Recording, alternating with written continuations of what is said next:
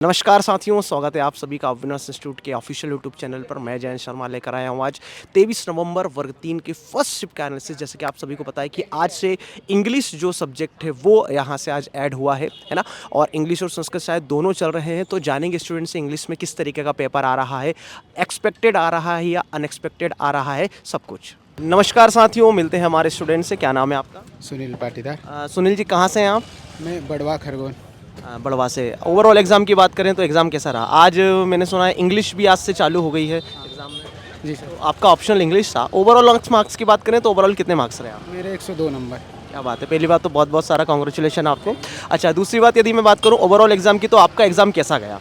Sir maths तो बहुत easy था, नॉर्मल आ रहा है। हिंदी भी इजी था और पर्यावरण में नॉर्मल क्वेश्चन आते तो वो तो बन गए थे, लेकिन इंग्लिश में जो पेरा आ रहे हैं वो बड़े बड़े सबसे पहले मैं इंग्लिश की बात कर लेता हूँ, क्योंकि आज फर्स्ट शिफ्ट में आज इंग्लिश चालू हुआ है यहाँ से। इंग्लिश में कौन कौन से टॉपिक से क्वेश्चन आए हैं, सबसे पहले आप ये बताइए। सर मैंने इसे प्रॉपरली पढ़ाई तो नहीं की है इसके बारे में, लेकिन उसमें जैसे पेरा दिया है तो 2-3 उसमें से ढूंढने रहते, बाकी एडजेक्टिव, एडवर्ब, ये सब मतलब एक वर्ड दे देता और पूछता ये क्या है, इस प्रकार से आए। मतलब वन वर्ड टाइप में पूछ रहा है, सिनोनियम एंटोनियम। हाँ, उसी में मतलब कोई सा भी वर्ड उठा लेते और पूछते इसका अपोजिट कौन सा वर्ड क्या है। अच्छा, इसके बाद जो पोएम से जो पैसेज बनते हैं, क्या उस तरीके से भी पैसेज आए हैं? हाँ सर, उससे भी आए हैं। और अनसीन पैसेज भी देखने को मिले हैं? हाँ वो भी आया है। और ईडीएम फेसेस वगैरह कुछ?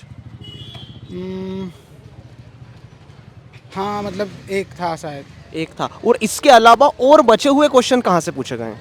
सर 15 लगभग 15 क्वेश्चन तो पोएम और जो पेरा आया था उसी से थे। उसके अलावा नॉर्मल ग्रामर टाइप था। मतलब 15 से ज़्यादा क्वेश्चन आए हैं, आप ऐसा कहना चाह रहे हैं? क्योंकि 15 का था। 15 नंबर के आपका जो इंग्लिश का पोर्शन है वो है ना, जिसमें ग्रामेटिकल और बाकी का पोर्शन आया था, और 15 नंबर की पेडागोजी आती है। तो पेडागोजी किस तरीके की पूछी गई?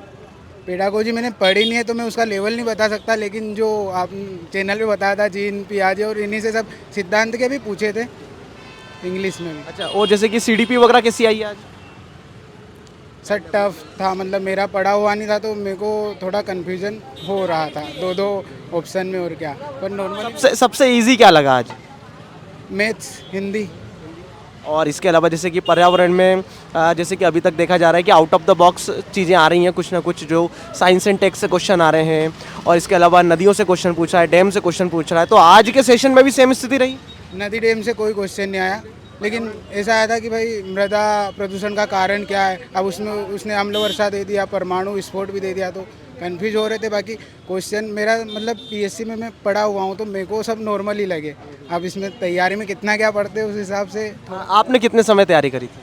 मैंने बस कल शाम को विनर्स का देखा था क्वेश्चन के वीडियो, वो भी एक ही दिन आपने देखा और इतना बढ़िया स्कोर करे, क्या बात है। बहुत बहुत कॉन्ग्रेचुलेशन आपको एक बार फिर से, थैंक यू सो मच। हाँ जी मैम, क्या नाम है आपका? पायल राजपूत। पायल जी, कहाँ से हैं आप? ब्यावरा राजगढ़। ओवरऑल एग्ज़ाम की बात करें तो एग्ज़ाम आपका कैसा गया? एग्ज़ाम अच्छा था, बहुत ज़्यादा डिफ़िकल्ट नहीं है, मतलब नॉर्मल आ रहा है पेपर। तो अगर आप सोच समझ के देंगे तो अच्छा स्कोर कर। जैसे कि आज इंग्लिश की शुरुआत हुई है ना, इंग्लिश का आज जो है पहला पेपर था अपना। तो इंग्लिश में कौन कौन से टॉपिक से बेसिकली क्वेश्चन पूछे जा रहे हैं? जैसे कि उन्होंने पैसेज दिए 15 नंबर के, तो पैसेज के अंदर से ही उन्होंने क्वेश्चंस आंसर ढूंढने को बोला है। साथ ही उन्होंने कुछ नाउन, प्रोनाउन और एब्जेक्टिव इनके बारे में पूछा, तो थोड़ा सा वो एक मतलब कर लें व्याकरण वाला पोर्शन।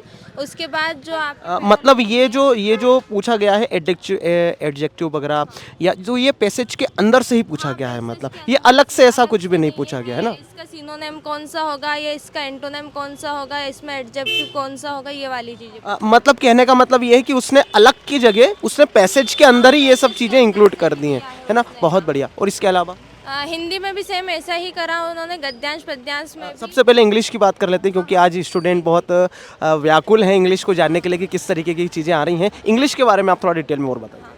इसके अलावा इंग्लिश में उन्होंने पेडालॉजी से उन्होंने वाइगोस्की, चोमस्की और इसके बाद कोहलर, इनके बारे में थोड़ा पूछा कि उन्होंने क्या सिद्धांत दिए हैं बच्चों के ऊपर, क्या मतलब। हाँ, इंग्लिश से रिलेटेड पूछा है इन्होंने। तो कुछ मनोवैज्ञानिकों के बारे में उन्होंने पेडालॉजी से पूछा है। बाकी जो शिक्षण विधियाँ होती है जिस तरह से, वो पेडालॉजी में पूछी। अच्छा, मतलब जो बेसिकली अपन कहें तो बाकी के जो क्वेश्चंस थे वो सिमिलर ही थे, है ना, और बाकी जो ग्रामेटिकल पोर्शन है, अच्छा जैसे कि पोयम से भी अपना जो एक अनसीन पैसेज बनता है, पोयम से बनता है, और एक आपका डायरेक्टली जो पैसेज बनता है थ्योरी वाला, है ना, दोनों आए हैं। दोनों कितने कितने मार्क्स के थे? दोनों लगभग 6-7 मार्क्स के थे। अच्छा, ये अनसीन पैसेज के अलावा और क्या पूछा गया? अनसीन पैसेज के अलावा वही थोड़ा सा, नहीं कुछ भी ऐसा नहीं, ग्रामेटिकल पोर्शन में से ही 2-3 फिलिंग द ब्लैंक्स थे, 2 या 3 फिलिंग द ब्लैंक्स थे, तो उसमें भी उन्होंने वही था, व्याकरण वाला पोर्शन ही उसमें डाला हुआ था उन्होंने, कि यहाँ पर जैसे कि होता है ना कि कोई लिखा होता है एक लाइन, उसमें बोलते हैं यहाँ पे आपको कौन सा सूटेबल वर्ड लग रहा है वो यहाँ पे फिट करिए, तो उस टाइप से 2-3 क्वेश्चन थे। फिलर टाइप में जो था, फिलर टाइप में जो था। अच्छा, इसके अलावा और थोड़ा सा अंग्रेजी में बताइए, और किस तरीके की चीज़ें पूछी गई? क्या जो जैसे कि सिनोनिम एंटोनिम जो आ रहे हैं, या इवन जो पैसेज वगैरह जो आ रहे हैं, बहुत ज़्यादा कठिन आ रहे हैं कि नॉर्मल आ रहे हैं? जैसे कि कई बार ऐसा होता है कि कुछ वर्ड ही समझ में नहीं आता इंग्लिश के, फर्स्ट टाइम हम पढ़ रहे हैं, कि बेसिक जो जैसे कि लैंग्वेज है अपनी इंग्लिश, वैसे ही चीज़ें पूछी जा रही हैं कि थोड़ा सा लेवल हल्का सा अप कर रहा है वो? नहीं, लेवल कोई अप नहीं है। अगर आपने इंग्लिश सब्जेक्ट चुना है तो आपकी इंग्लिश पे इतनी पकड़ तो होगी कि आप वहाँ पे समझ सकते हैं, बाकी लेवल आपके अनुकूल ही आ रहा है, ज़्यादा डरने की बात नहीं है। जो भी जिनका पेपर है उनको ऑल द बेस्ट, बाकी अच्छे से पेपर। और पर्यावरण कैसा पूछा जा रहा है? पर्यावरण सर बहुत नॉर्मल है, 6th to 10th क्लास का है, वही अम्ल वर्षा पूछ रहे हैं, पोटेशियम, फास्फोरस, सल्फर, यही वाली चीज़ें पूछ रहे हैं। और इसके अलावा पर्यावरण में उन्होंने करंट के 2 या 3 क्वेश्चन डाले हैं। कुछ याद है आपको? जैसे कि आज उन्होंने जो खाद्य कृषि मंत्री है उनका नाम पूछा था, वो क्या है। उसके बाद में पोटेशियम की अगर मैं बात करूँ तो उससे 3 या 4 क्वेश्चन थे आज पोटेशियम से ही, तो शायद जो पदार्थ देते हैं हमारे खनिज लवण, उनसे नहीं ओनली पोटेशियम किस में पाया जाता है, मिट्टी में सबसे ज़्यादा कौन सा तत्व पाया जाता है, अम्ल वर्षा आएगी तो कौन सा तत्व मिट्टी में ज़्यादा मिलेगा, इस तरह से उन्होंने पूछा, तो शायद खनिज लवण पे वो लोग थोड़ा सा, खनिज लवण से रिलेटेड वो कहीं ना कहीं क्वेश्चन पूछे गए, मृदा वगैरह से रिलेटेड उसमें इंक्लूड उसने कर दिया। प्रदूषण, ये वाली चीज़ें उन्होंने आज ज़्यादा डाली हैं थोड़ा। और इसके अलावा जैसे कि स्टैटिक वाला पोर्शन भी पूछा जा रहा है पर्यावरण में, तो वहाँ से क्वेश्चन किस तरीके के बन रहे हैं? ऐसा तो मतलब कुछ भी नहीं है, पेडोलॉजी और जो मैं आपको बता रही हूँ इसी तरीके का पूछा अच्छा, है। मैथमेटिक्स कैसा पूछा जा रहा है आज के सेशन में?